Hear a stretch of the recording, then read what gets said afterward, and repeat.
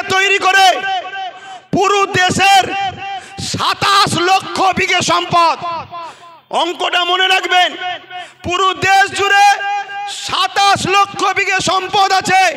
এই 27 লক্ষ বিঘে সম্পদকে পুরো গভর্নমেন্ট হাত করতে চাইছে। অর্থাৎ কেরলে 1400 বছরের একটা মসজিদ আছে, বাদশাহ চিরামান, যে বাদশাহ একদিন আকাশের দিকে তাকিয়ে দেখে পূর্ণিমার চাঁদ দুটুকরো হচ্ছে, এই দৃশ্যটা দেখে বাদশাহ চিরামান হিন্দু ঘরের সন্তান, তার মনের মধ্যে এই তারিখটা রয়ে গেল। একদিন হযরতে মালিক রাহমাহুল্লাহ এমন করে কেরলে এসেছিল বিজনেসের জন্য। বাদশাহ চিরামান মাওলানা হযরতে আব্দুল মালিক হুজুরকে জিজ্ঞাসা করলেন, যেই দিন চাঁদ দুটুকরো হয়েছিল, আপনারা তো আসমানি কিতাবের খবর রাখেন, বলতে পারবেন কি হয়েছে? হযরত আব্দুল মালিক বললেন, এক জাদুকর আমার লিডার, আমাদের প্রফেট, মনুষ্য জাতির সর্দার নবী প্রফেট মুহাম্মদ সাল্লাল্লাহু আলাইহি ওয়াসাল্লামকে কিছু মুজিজা দেখতে চেয়েছিল আসমানে, তাই আঙ্গুলের ইশারা করেছিল, চাঁদটা দুটুকরো হয়ে গিয়েছিল। এই কথাটা শোনার সাথে সাথে রাজা চিরামান এই কেরল থেকে মক্কার জমিনে গিয়ে হযরত প্রফেট মুহাম্মদ সাল্লাল্লাহু আলাইহি ওয়াসাল্লামের হাতে হাত দিয়ে আখেরি মেসেঞ্জার, আখেরি আওতার, আখেরি পথ প্রদর্শক, আখেরি প্রফেট হিসাবে তিনাকে মেনে নিয়ে ঈমানের কালেমা পড়ে ইসলাম ধর্ম কবুল করেছিল। সেই প্রফেটের অনুসরণ করে রাজা চিরামান কেরলে একটা মসজিদ তৈরি করেছে, যে মসজিদের বয়স 1400 বছর। এই 1400 বছরের মসজিদ প্রমাণ দিচ্ছে ভারতবর্ষে মুসলমান স্বাধীনতার পরে বাংলাদেশ থেকে নয়, আফগান থেকে নয়, পাকিস্তান থেকে নয়, এ ভারতের বুকে 1400 বছর ধরে আছে। তার প্রমাণ হলো কেরলের মসজিদ। 1400 বছর আজান হচ্ছে, 1400 বছর নামাজ হচ্ছে। যে মুসলমানদের ভারতবর্ষে পরিচয় 1400 বছরে থাকতে পারে, এই 14 দিনের সরকার এনআরসি করে আমাদেরকে তাড়ানো অসম্ভব হচ্ছে। এই ওয়াকফকে কবজা করে, ওই মসজিদকে প্রমোটিং করে, বিক্রি করে তোমার আমার প্রাচীন ঐতিহ্যকে মিটিয়ে তোমাকে আমাকে প্রমাণ করতে চাইছে স্বাধীনতার পরে এসেছো, তারপরে এনআরসি করে তোমাকে আমাকে হত্যা করবে। মাথায় ঢুকছে? বক্তব্য শুনছেন কেন? আমি অনেক ঠান্ডা মাথায় চিন্তা করছিলাম, আরে ওয়াকফ তো সবাই খেয়েছে, ওয়াকফের মধু চাকতে এমন কেউ তো নাই। ওয়াকফের মধু সবাই চেকেছে, আর এই চাকার জন্য সব থেকে বড় দোষী আমরা। আমরা যদি ঘরের দরজা খুলে আর সোনা দানা বাইরে বার করে ঘুমোই, চোরের কাজ তো ভাই চুরি করবে। তা আমরা সারা জীবন একে বাপ বললাম, ওকে বাপ বললাম, তাকে বাপ বললাম, সবাইকে মাথায় তুলে দিলাম। তাই যেই উঠেছে সেই আমাদের ওয়াকফকে চেকেছে। তো হঠাৎ করে ইনি বিল পাস করতে চাইলো কেন? এই প্রশ্নটা আমার মাথায় খটকা দিয়েছে। আমি রিসার্চ, আমার ক্ষুদ্র জ্ঞানে চিন্তা ভাবনা করে আমি যেটা দেখলাম, একটা মসজিদ আছে 1300 বছর বয়স গুজরাটে। এভাবে ভারতবর্ষ জুড়ে হাজার হাজার বছর ধরে ঐতিহ্যের মসজিদ, কবরস্থান, মাদ্রাসা, খানকা, দরগা প্রমাণ দিচ্ছে এ ভারতবর্ষে মুসলমান হাজার হাজার বছর ধরে আছে। স্বাধীনতার লড়াইতে 95,000 কম বেশি মানুষ দেশের জন্য জীবন দিয়েছে প্রথম কাতারে, তার মধ্যে 63,000-এরও বেশি মুসলমানের জীবন কোরবান হয়েছে দেশের জন্য। তাই ব্রিটিশ চলে গেছে, আজ চাইনিজ যদি মনে করে আমার দেশকে লুটবো, আমার দেশকে মিটাবো, চাইনারাও জানে এরা খালেদ বিন ওলীদের উত্তরসূরি, এরা জানে এরা হযরতে সিদ্দিক আকবরের উত্তরসূরি, ফারুক আজমের উত্তরসূরি, হযরতে মৌলা আলীর উত্তরসূরি। অতএব এরা থাকা অবস্থায় ভারতের ক্ষতি পৃথিবীর কোনো দাদা করতে পারবে না। তাই বড় প্ল্যান করে আজ ক্ষমতাশালী যারা, তাদের দ্বারা বিভাজন তৈরি করা ষড়যন্ত্র করছে। মনে রাখবেন, এই লড়াই আমাদের সাংবিধানিক অধিকার লড়াই।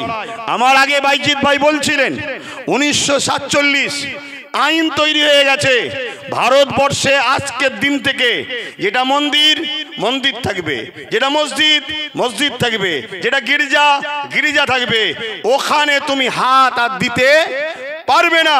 কিন্তু দুঃখের বিষয়, কোর্টের মধ্যে কিছু জজ হয়েছে, তারা আজকে মুখ চাওয়াচাই করে দেখে, আইনকে দেখে না, আইনকে তারা রেখে দিয়েছে। তাই বোম্বাইয়ের এক মসজিদে সার্ভের নামে নোটিশ যেই দিয়েছে, 1.5 ঘন্টার মধ্যে নোটিশ ধরিয়ে দিয়েছে সার্ভের। সেই সার্ভে করতে গেল, মসজিদ কমিটি হেল্প করলো, সার্ভে হয়ে গেল।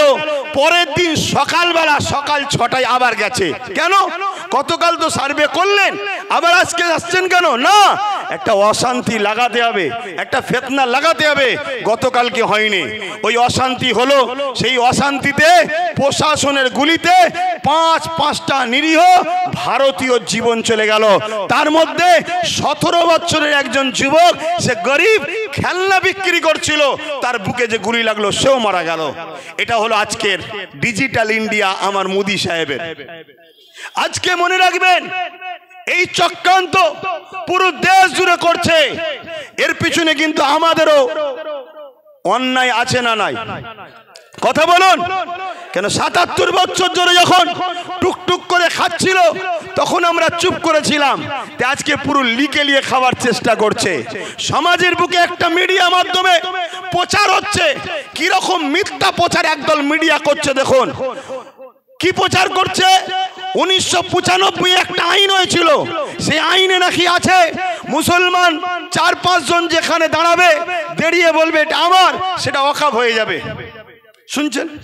আচ্ছা, এটা কখনো হয়? এটা কখনো হয়?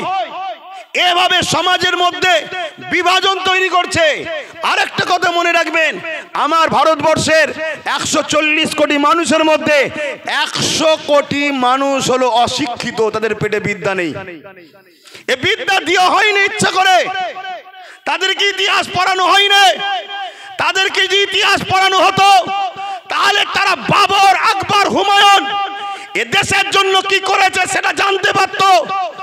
অবশ্যই বাবর, আকবরের সাথে আমার কোনো সম্পর্ক নেই, কেন তারা ছিল রাজনীতির নেতা, আমরা ধর্মগুরুর লাইনের মানুষ। তাই বলে যায়, তারা মিথ্যা প্রচার করছে। বাবর, আকবর, হুমায়ুন নাকি মন্দির ভেঙে মসজিদ তৈরি করেছে। আরে শিক্ষা অর্জন করুন, জানুন, না জানলে জেনে নিন। যেখানে অন্য কারো সাধারণ জায়গা থাকবে, মন্দির তো অনেক দূরের কথা, সাধারণের একটা জায়গা আছে, ওই জায়গাকে কেউ যদি জোর করে মসজিদ করে, ওইখানে নামাজ হবে না। কেন? জোর করে ধর্ম হয় না, জোর করে গুন্ডাগিরি হয়। ধর্ম আর গুন্ডাগিরি দুজনে একে অপরে কখনো এক হতে পারে না। কিন্তু আজকে এইভাবে আমার দেশের একটা সমাজকে ভুল বুঝিয়ে দেশের মানুষের মধ্যে বিভাজন লাগিয়ে দিল। এটাই হলো আজকে কেন্দ্র সরকারের একটা ষড়যন্ত্র। এর বিরুদ্ধে আমাদের সংগ্রাম সোচ্চার হওয়া দরকার আছে না নাই? তাহলে ওয়াকফ বাঁচাবার জন্য লড়াইয়ের দরকার আছে না নাই? হাত তুলে বলুন, লড়াইয়ের দরকার আছে না নাই? একদিকে যেমন ওয়াকফ বাঁচবে, অপরদিকে সংবিধানের ঐতিহ্যটাও বাঁচবে। হাত লম্বা করে তুলুন, দরকার আছে না নাই? এই একটা মিটিং করে দিলেই কি হয়ে যাবে? কথা বলুন, একটা মিটিং করে দিলেই হয়ে যাবে? এই বাঁচাবার পন্থা আছে, হাত নামান, বাঁচাবার পন্থা আছে। যেভাবে আমরা আন্দোলন করছি গণতান্ত্রিক প্রক্রিয়ায়, এই আন্দোলনকে আরো বাড়াতে হবে। কি বাড়াতে হবে না হবে না? এইটা প্রতিটা জায়গায় করে করে আমার ভাই বলছিলেন যে আব্বাস সিদ্দিকী ভাই, অনেকে বলছে যে এত দেরিতে নামলো কেন? না বন্ধু, যখন তুমি কিছু জানতে না ঘুমোচ্ছিলে, তখন ওয়াকফ সিগনেচার হয়েছিল, ভোটাভুটি হয়েছিল। সেই সময় কোনো দাদা, কোনো মুফতি মৌলানা কেউ নিজের বাড়ি ক্যাম্প তৈরি করে মানুষের ফরমে সই করায় না, সেটা আব্বাস সিদ্দিকী করেছিল। শুনে রাখো, তাতে ভোটাভুটি সিস্টেমে 50 লক্ষ লোকের স্বাক্ষর চেয়েছিল, সেটা 3.5 কোটির ওপরে লোকের স্বাক্ষর হয়েছিল। সেটা আমি আমার বাড়িতে ক্যাম্প তৈরি করে মানুষকে দাওয়াত দিয়ে খাইয়ে সই করিয়েছিলাম যে ওয়াকফের বিরুদ্ধে সই করো, যে আমরা ওয়াকফ বিল চাই না, আমাদের যেটা আছে সেটাই থাক। বুঝে আসছে? দ্বিতীয় নম্বর কথা শোনো, আজকে এইখানেই শুধু শেষ করে দিলে হবে না, প্রতিটা জায়গায় করে করে, প্রতিটা জায়গায় আন্দোলন করে করে আমাদেরকে পশ্চিম বাংলার রাজধানী কলকাতায় যেতে হবে। প্রয়োজন হলে আমরা ব্রিগেড যাব। আপনারা প্রস্তুত আছেন? হাত তুলে বলুন, প্রস্তুত আছেন? প্রস্তুত আছেন? হাত নামান। ওই কে কে আসবে প্রশ্ন করবেন না, কে কে আসবে প্রশ্ন করবেন না। আমি একা থাকবো, সঙ্গে আওলাদে আল্লামা থাকলে অসুবিধা আছে আপনাদের? হাত তুলে বলুন অসুবিধা আছে কেন? আমরা জানি ইতিহাসের পথে সাক্ষী দিচ্ছে, যতবার আমরা লড়াই করেছি, সংগ্রাম করেছি, সংখ্যা বেশি হলে আমরা জিতিনি, আমরা সংখ্যা কমে জিতেছি। সংখ্যা বেশি হবে আর তার মধ্যে যদি মুনাফেক ঢুকে যায় তাহলে আমাদের হার কিন্তু অনিবার্য, হারতেই হবে। কেন? মুনাফেক তোমার ঘরের ঘাঁটি টাটি প্ল্যান সব জানিয়ে দেবে। কেন? আমরা তো দেখছি ঠিক এমনই জিনিস হচ্ছে। কটায় আজান হবে? টাইম আছে? তার টাইম আছে, আর 5 মিনিট বলবো। একটু সবাই সাক্ষী দেন, কেন কাজ কাম ছেড়ে এসেছে। 5 মিনিট, হ্যাঁ একটু মন দিয়ে শোনেন। আমরা তো দেখছি সেই প্রবাদ বাক্য আছে না, পাড়ায় চোর পড়েছে, সবাই বেরিয়ে পড়েছে, চোর ধরো চোর ধরো চোর ধরো। আর চোরও ওই বিষখানে ঢুকে বলছে চোর ধরো চোর ধরো চোর ধরো, বলছে না বলেন? আরে কলকাতায় ভিআইপি জায়গা ওয়াকাফের রাজ্য সরকারের আজকে আমলা বলেন, নেতা লিডার বলেন, তারা সব দখল করে বসে আছে। তারা আবার ময়া কাঁদা নেবে, কাঁদছে মুসলমান, চিন্তা করুনি আমরা তোমাদের ওয়াকাফ বাঁচিয়ে দেবো। আচ্ছা বলুন, এটা কি ধোঁকা নয়? কথা বলেন, ধোঁকা না? ধোঁকা নয়।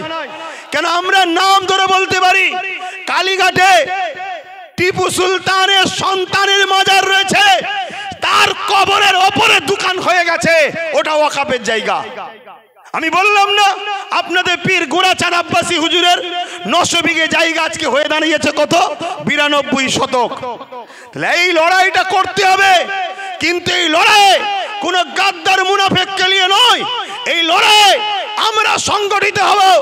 প্রকৃত যারা সংবিধানকে ভালোবাসে, প্রকৃত যারা ইমানদার, আমরা সংগঠিত হয়ে এই লড়াই শুরু করেছি। ইনশাআল্লাহ এই লড়াইয়ের শেষ ইনশাআল্লাহ আমরা করেই দেখাবো। বলুন ইনশাআল্লাহ। আর একটা ছোট্ট নমুনা দিয়ে যাচ্ছি। এই নদী পার হলেই উপারে চুচুড়ায় একটা মসজিদ আছে, মাদ্রাসা আছে 1000 বছরের, যারা আজকের বাজার 10-20 হাজার কোটি টাকা, সেই সম্পদে তালা মেরে দিয়েছিল। আজকের যিনি সরকার রয়েছে কেন্দ্রে, এই রাজ্যে তালা মেরে দিয়েছিল। অনেকে আন্দোলন করেছে, খুলতে পারে না। অনেকে আন্দোলন করেছে, খুলতে পারে না। মাত্র 12 থেকে 15 হাজার যুবক নিয়ে আহলে সুন্নাত ওয়াল জামাত আন্দোলন করেছিল। তালা খুলে আসর মাগরিবের নামাজ পড়ে সেখান থেকে এসেছিলাম আমরা। কারণ ইমানদার কখনো হুকুমতকে ভয় করে না, ইমানদার সৃষ্টিকর্তাকে ভয় করে। ইমানদার বোমকে ভয় করে না, কামানকে ভয় করে না, বন্দুককে ভয় করে না, শাসকের রক্তচক্ষুকে ভয় করে না। ইমানদারের হৃদয়ে আল্লাহর ভয় রয়েছে। তাই যখন আমরা 4টে পর্যন্ত পারমিশন ছিল, 4টে পার হচ্ছে, আমরা দাবি রেখেছি নামাজ পড়বো, তারপরে ঘরে যাব, আর নাই খাটিয়া করে যাব। তখন র‍্যাব না বাজছে, র‍্যাব ভয় দেখাচ্ছে, র‍্যাব না বাজছে। আমি মাইকে বলেছিলাম, আজ আমরা 14-15 হাজার র‍্যাব নিয়ে বিয়ে পিটবে, সংবিধান বিরোধী কাজ করবে। কাল থেকে যেখানে পাবো সেখানে আমরাও পিটিয়ে দেখিয়ে দেবো। এ দরকার আছে না নাই? আমরা কি এদেশে জন্ম হয়েছি শুধু লাঠি খাবার জন্য, মার খাবার জন্য, ভিক্ষা লিবার জন্য? আমরা সংবিধান বিরোধী কোনো কাজ করিনি, আগামীতেও করবো না। ঠিক না বেটি? তুমি আমার মসজিদে তালা মারবে, আমার মাদ্রাসায় তালা মারবে, আর আমি বলতে গেলে তুমি প্রশাসনের পাওয়ার দেখাচ্ছ। ওই প্রশাসন তোমাকে তো আমরা দিয়েছি। তাই আজকে সংখ্যা কম মেরে নেবে, কালকে বাংলা জুড়ে যেখানে পাবো প্রতিশোধ তুলে সংবিধানের হক আদায় করে দেখিয়ে দেবো। সংবিধান রাইট দিয়েছে না দেয়নি? কথা বলুন, দিয়েছে না দেয়নি? আব্বাস সিদ্দিকী ফালতু বকছে না। সংবিধান বলেছে কেউ যদি তোমার উপরে জুলুম করে, রাইট আছে তুমি প্রতিশোধ নাও, রাইট। আর মনে রাখবেন, ইসলাম জুলুম করাকে হারাম করেছে। ভাই বলছিল না ডিফেন্স করাকে ইসলাম জায়েজ করেছে। ডিফেন্স, আমাকে মারবে, আমার কবরস্থান, আরে কালকে তোমার আমার দাদুকে কবর দেবে না পুড়াবে, সেই অস্তিত্বের লড়াই চলছে। তো সংবিধান যখন তোমায় রাইট দিয়েছে, তুমি লড়াই করবে না? করবে না? কথা বলো, করবে না? করবে না? কিন্তু এই লড়াইটা করবে কার সাথে? যারা বিগত ৭৭ বছর যারা ওয়াকফ খেয়েছিল, মসজিদকে লুটেছে, মাদ্রাসাকে লুটেছে, কবরস্থানকে লুটেছে, তাদেরকে পাশে করলে লড়াই করবে নাকি? এ কথা বলো। কারণ এই সমাজে দুই ধরনের ওয়াকফ নিয়ে লড়াই হচ্ছে। একদল লড়াই করছিস, ভাই তুইও তো ওয়াকফ খেয়েছিস রে, তুই তো যারা ওয়াকফ খায় তার সঙ্গে তোকে দেখা গেছে, তুই আজকে চিল্লাচ্ছিস কেন? সে বলছে ভাই বুঝিস না কেন, এ তো ভাগ দিত, মুদি নিলে ভাগ দেবে না, তাই তো লড়াই করতে নেমেছি। মুদি যদি ভাগ দেবে বলে, এ কিসের লড়াই আবার? কথা বুঝছেন না, বোঝেন না? আর এক দল লোক লড়াই করছে, আলহামদুলিল্লাহ আল্লাহকে সাক্ষী রেখে বলছি, লড়াই করছি আমার ইমানের অস্তিত্ব, আমার দ্বীনের অস্তিত্ব, আমার সংবিধানের উপরে কেন্দ্র সরকার হাত দিয়েছে, তাই ইমানের দায়িত্বে লড়াই করছি। তো ভাইরা আমার, তাই বলবো লড়াই করতে হবে। তাহলে এই ডাক আগামী দিন ঘুরতে ঘুরতে বাংলার অলিতে গলিতে আমি দেখছি ভাইরা যদি চান, আপনারা যদি চান আগামী দিন বাংলা রাজধানী ব্রিগেড হবে, রাজি আছেন তো নাকি? রাজি আছেন তো নাকি? হাত নামান। ধোকা দেবেন না তো? ধোকা দেবেন না তো? কেন ধোকা অনেকে দিয়েছিল বলে মন খারাপ করে চুপ করেছিলাম। ভাই অনেক বুঝিয়েছে, দুজন দিয়েছে বলে 500 জনকে আপনি কষ্ট দিচ্ছেন কেন? কথা ঠিকই, কিন্তু যার দিল ভাঙে সে কষ্টটা সে বোঝে। কিন্তু আজ আবার আপনাদের স্বার্থে, আপনাদের স্বার্থে, দেশের স্বার্থে, নিজের অস্তিত্ব, নিজের ধর্মীয় স্বাধীনতার অস্তিত্বের স্বার্থে আমি আবার নেমেছি, ধোকা যেন না হয়। মনে রাখবেন আর একটা বিষয় বলে যায়, আপনারা তো ওয়াকফ নিয়ে তো সব শুনলেন, সবাই বক্তব্য দিল, আর একটা কথা শুনবেন না? মাদ্রাসা ধ্বংসের মুখে, জানেন মাদ্রাসা ধ্বংসের মুখে জানেন? গত বছর দায়িত্ব নিয়েছে রাজ্য সরকার, তার আগে পর্যন্ত মাদ্রাসা পরীক্ষায় একটা সিলেবাসে যে নম্বর হবে মার্কশিটের, তাতে একটা কোরআনের বলে পাঠ থাকতো, অর্থাৎ কোরআনে কত নম্বর পেয়েছে। এই বছর থেকে সেটাকে পাওয়া যাচ্ছে, মার্কশিট ছেড়েছে, তার মধ্যে কোরআন কথাটাকেই তুলে দিয়েছে। যে বলেছিল কোরআন শেষ হয়ে যাবে, আজকে কোরআনটাকেই তুলে দিয়েছে। কথা শুনছেন না শোনেন নে? আপনাদেরকে এই কথা শুনে কষ্ট হচ্ছে নাকি? অনেকে ভাবছে এই সময়ে মোদিকে বিরুদ্ধে লড়তে গেলে দিদিকে তো দরকার। আরে শুনুন শুনুন, ডাকাত ধরতে গেলে চোর সাথে লিয়া দরকার নেই, ডাকাত চোর দুটো একই ক্যাটাগরির রাস্তার লোক। এই ভুল বলছি নাকি? অতএব যদি তুমি মনে করো ইমানদার, তাহলে আমার কথা অ্যাকসেপ্ট হবে, আর যদি মনে হয় না, আমার কথা অ্যাকসেপ্ট নাও হতে পারে। আমি আবার বলে দিচ্ছি, পৃথিবীর কোন তাকত, পাওয়ার, শক্তির ওপরে মুখাপেক্ষী আব্বাস সিদ্দিকী নয়। আব্বাস সিদ্দিকী মহান সৃষ্টিকর্তার উপরে নির্ভর করে চলে। তাই হক কথা বলছি, আমার মাদ্রাসার সিলেবাসে মার্কশিটে কোরআনের যে জায়গা ছিল সেই পাঠটাকেই তুলে দেওয়া হয়েছে এই রাজ্যে। তোমরা জানো 10,000 শিক্ষা প্রতিষ্ঠানের নামে আজকে 300 কম বেশি 350-র উপরে 400-র উপরে শিক্ষা প্রতিষ্ঠান কোনো ধ্বংসের মুখে, সেটাই তো তোমরা খবর রাখো না। তাহলে মাদ্রাসা শিক্ষা বাঁচাবার জন্য এ দায়িত্ব আমাদেরকে নিতে হবে না? হবে না? নিতে হবে না? হবে না? তারপরও এই মঞ্চ থেকে বলছি, গত 24-এ 39টা এমপি রাজ্য সরকারকে বাংলার মানুষ দিয়েছে না দেয়নি? আওয়াজ দিয়ে বলুন, দিয়েছে না দেয়নি? তারপরও বলছি 39টা এমপিকে বাংলা সরকারকে রাজ্যের মানুষ দিয়েছে। 39টা এমপি এই ওয়াকফ বিলের বিরুদ্ধে যেদিন মিটিং হবে সেদিন ওর ভেতর থেকে অকবাল নিয়ে পালালে হবে না, পুল বুক চিতিয়ে লড়াইয়ের নমুনা আমরা দেখতে চাইছি। ঠিক না বেঠি? একটা সুযোগ আবার দিচ্ছি, ওই দিন যদি লড়াই ঠিকভাবে হয় তাহলে জানবো একটু হয়তো শুভ বুদ্ধি হচ্ছে, তাহলে নতুন করে পরে ভাবা যেতে পারে, তাও ক্লিয়ার নয়। ঠিক না বেঠিক গো? কিন্তু আমরা দেখতে চাই। আওয়াজ দিয়ে বলুন, দেখার দরকার আছে না নাই? দেখার দরকার আছেন না নাই? আমি বলেছিলাম, আজকে আমার কথা মনে পড়ছে না, পড়েনি, আমি বলেছিলাম যে চেয়ারের একটা পায়া দরকার, বলেছিলাম না? আজকে বলুন তো, পুরো দেশ জুড়ে যদি আমাদের গোটাকুড়ি থাকতো, গোটাকুড়ি যদি থাকতো, সেটা আমার কথা বলছি না, হ্যাঁ 29টা এমপি আমরা বাংলা থেকে দিয়েছি না দিইনি? কথা বলেন, আপনারা দিয়েছেন না দেননি? তাহলে আজকে দেখার দিন এসেছে সে কি করে। কারণ আইন তো হচ্ছে সেখানে আপনি যদি বিরোধী হন তাহলে সেখানে লড়াই করছেন না, রাজপথে নেমে মুসলমানকে বোকা বানাচ্ছেন কেন? কি গো, বলা ভুল হচ্ছে নাকি? আওয়াজ দিয়ে বলো, বলা ভুল হচ্ছে? আরো জোরে শুনতে চাই, বলা ভুল হচ্ছে? তাহলে সেই জায়গায় তো দেখানো দরকার। মনে রাখবেন, আমি বলেছিলাম, আজকে আফসোস হচ্ছে না হয়নি? যদি টোটাল ভারত মিলিয়ে গোটা কুড়িও যদি আমাদের থাকতো উপযুক্ত উপযুক্ত, যেমন আমাদের বিধানসভায় একটাই উপযুক্ত আছে, নওশাদ সিদ্দিকী, নাম শুনেছেন না শোনেননি? গত 4-5 দিন আগে এই ওয়াকাবলে বিধানসভায় কথা উঠেছিল, ওয়াকাবলে উঠেছিল, সব মুখে চুপ করে আছে। যারা কলকাতায় বিশাল জমায়েত করে চিল্লাচ্ছে সিনিও চুপ করেছিল, কিন্তু নওশাদ সিদ্দিকী সেখানে চোখে চোখ রেখে প্রতিবাদ করেছে, সেখানে আওয়াজ তুলেছে। তাহলে আমি বুঝাতে চাইছি, এভাবে যদি পুরো দেশ জুড়ে আমাদের গোটা কুড়ি যদি এমপি থাকতো, যখনই বলেছিল ওয়াকফ সংশোধনের নামে এই এই এই এই বিল হবে, ওই গোটা কুড়ির মধ্যে থেকেই একজন উঠে চেয়ারটা ছুঁড়ে প্রথম মার, কেন তুই দেশের সংবিধানের বিরুদ্ধে কথা বলছিস। কিন্তু আমাদের তো কেউ নেই বাপ, আমাদের তো কেউ নেই, সব হাতছাড়া করে ফেলেছি। আজ শপথ নেন, আমাদের ভুল যদি ভাঙে, সময় যদি আসে, ওয়াকফ বিল এত সহজে তো করতে দেওয়া যাবে না। তাতে লক্ষ যুবকের বুকে তাজা দিতে রক্ত দিতে হলেও আমরা দিতে রাজি আছি, রাজি না রাজি নয়। কিন্তু এরপরেও আগামী দিন শুধু রাস্তায় দাঁড়িয়ে দাঁড়িয়ে আমরা লড়াই করব কেন? রাস্তায় দাঁড়িয়ে দাঁড়িয়ে কতবার চিল্লাবো? তাই আগামী দিন সেন্টার হোক, রাজ্য হোক, সব জায়গাতেই আমাদের পক্ষে উপযুক্ত পায়া দাঁড় করিয়ে রাখা দরকার আছে না নয়? আছে না নয়? অঙ্গীকার করছেন তো নাকি? অঙ্গীকার তো নাকি? আল্লাহকে সাক্ষী রেখে হাত তুলে বলেন, মুনাফিকি নয়, আল্লাহকে সাক্ষী রেখে বলেন। আজকে বড় দুঃখ, আজকে বড় আফসোস, একটা কেউ আমাদের বলার নেই। ওয়াকফ নিয়ে বলবে কে? আমাদের কেউ নেই। মাদ্রাসা সংরক্ষণ, মাদ্রাসা বাঁচাবার জন্য বলবে কে? আমাদের কেউ নেই।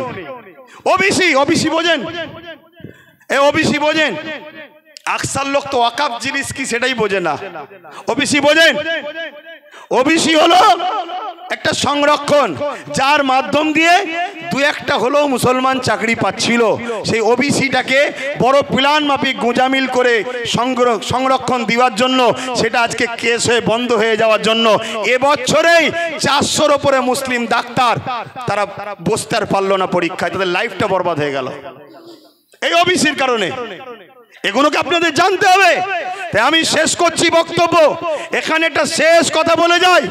নিশ্চয়ই আপনারা শুনেছেন সুলতান হিন্দ গরিবে নওয়াজ খাজা মঈনুদ্দিন আজমিরি জিনার দরগাতে দরবারে আমরা লক্ষ লক্ষ মুসলিম হিন্দু সবাই যাই। আর গত 14 বছর ধরে আমার দেশের প্রধানমন্ত্রী তিনিও চাদর পটাচ্ছে। আরে কত বড় আপনি নিমক হারাম, আপনি নিজে চাদর পাঠিয়ে সেই বাজারটাকে আজকে ভাঙার চক্রান্ত করছে। আমি যুব সমাজকে জানতে চাই, শুনে রেখে দাও, গরিবে নওয়াজ তিনি যিনি তিনার ইশারায় ঘোড়া বসেছিল, সেই ঘোড়াকে তোলার এমন করে সেই সময় ক্ষমতাশালীদের ক্ষমতা হয়নি। আজকে গরিবে নওয়াজের মাজারকে যারা তুলতে বলছে, প্রয়োজন হলে আমরাও এখান থেকে হুজুরের রওজাতে যেতে রাজি আছি না নয়? সত্যি করে বলুন, রাজি আছি না নয়? উঠে দাঁড়ান, কারা যেতে পারবেন? উঠে দাঁড়ান, উঠে দাঁড়ান, কারা যেতে পারবেন? দিল থেকে বলছেন যেতে পারবেন? যেতে পারবেন? এ লড়াই কিন্তু শেষ থেকে ছাড়তে হবে। কেন বারবার হয়েছে, কাউকে খেতে দিলে সে শুতে চাইছে। অতএব এই জায়গা শেষ আমাদেরকে করে ছাড়তে হবে। তাই আপনারা এই জায়গা থেকে পিছপা হওয়ার ব্যাপার নেই। আগামী দিন বিভিন্ন জায়গায় করে করে কলিকাতার রাজপথও আমরা নামবো। কলিকাতায় করার পর পুরো দেশ জুড়ে বিভিন্ন জায়গায় আন্দোলন চলছে। আমরা একসাথে হয়ে অন্য রাজ্যের মানুষদের এক হয়ে আমরা যাব দিল্লিতে। রাজি আছেন না নয়? দিল্লিতে শুধু চিল্লাতে যাব না, দিল্লিতে শুধু চিল্লাতে যাব না। যারা সংবিধান ও দেশকে মিটাচ্ছে তাদেরকে না বাটে আমরা যাব। রাজি আছে? এই মাথা যেন মনে থাকে, ধোঁকাবাজি করলে হবে না। জন্মেছি যখন মরবো একদিন, ইনসাফের জন্য লড়বো, মানবতার জন্য লড়বো, দেশের জন্য লড়বো, সংবিধানের জন্য লড়বো, নিজের মাতৃভূমির বসবাসকারী গরিব হিন্দু দলিত আদিবাসী সাঁওতাল বাগদি সবার জন্য লড়বো। এতে আপনারা প্রস্তুত আছেন না নয়? আছেন না নয়? আমি সংক্ষেপ করছি, কষ্ট দিলাম আপনাদেরকে, কষ্ট দিলেন। আমি যখন কথা বলি এখান থেকে নয়, এখান থেকে কথা বলি। তা আমার কথা বাপ ওই তেল মাখালু হয় না। তাই হয় চুপ করে যেতে বলেন, চুপ করে যাব, আর নাই কথা বলবো। হ্যাঁ, একটা মিস্টেক হয়েছে, যেটা 6 তারিখে বললাম, ডক্টর বাবা সাহেব আম্বেদকরের ওটা জন্মদিবস নয়, সরি, উনি ওই দিনে মৃত্যুবরণ করেছিল, সেটা পুরো দেশ জুড়ে স্মরণ করা হতো। কিন্তু এই ডিসেম্বর 6 তারিখে এটা রানিংয়ের মাথায় হয়ে গেছে, যার জন্য আমি দুঃখিত, ওটা মৃত্যু দিবস ছিল। তো যাক, আমি সংক্ষেপ করছি। আমরা এসেছি যখন, ছোট্ট করে একটু সৃষ্টিকর্তার কাছে হাত তুলব, আল্লাহুম্মা আমিন। আয় আল্লাহ, আজকে আমাদের এই ডাক, আমাদের এই লড়াই, আমাদের এই আলোচনা, আমার মাতৃভূমিকে বাঁচাবার জন্য আমাদের এই লড়াই, পাশাপাশি সংবিধান যে আমাদের ধর্মীয় অধিকার দিয়েছে, সে অধিকারকে যারা খর্ব করছে তাদের বিরুদ্ধে সংগ্রাম করার এই আমাদের লড়াই। আল্লাহ, এই ডাককে আপনি কবুল করুন, এই ঐক্যকে আপনি কবুল করুন। যারা আমাদের মধ্যে মুনাফিকি করছে তাদের হাত থেকে এই সমাজকে আপনি হেফাজত করুন। আমাদেরকে সংগঠিত হবার তৌফিক দিন। আলেম ওলামা, পীর মাশায়েখ এবং পাশাপাশি হিন্দু সমাজ, দলিত সমাজ, আদিবাসী সমাজ, তারাও তো মানুষ, সবার সৃষ্টি মালিক তো আপনি। সবার মধ্যে মানববন্ধন দিন, সবাইকে খুশিতে হাসিতে রাখুন, সবাইকে ফলে ফুলে ভরিয়ে রাখুন, সবাইকে মহান মাতৃভূমিতে হাসি খুশিতে রাখুন। আজকে যারা বাড়তে চাইছে আমাদের মধ্যে, দেশকে দুর্বল করতে চাই যারা আমাদের মধ্যে, সে সেন্টার হোক রাজ্য হোক, উভয়ের হাত থেকে দেশ ও রাজ্যকে আপনি হেফাজত করুন। সবার পেটে ভাত, সবার পরনের কাপড়, সবার মুখে হাসি, সবার বাচ্চাদের শিক্ষা আপনি হেফাজত করার তৌফিক দান।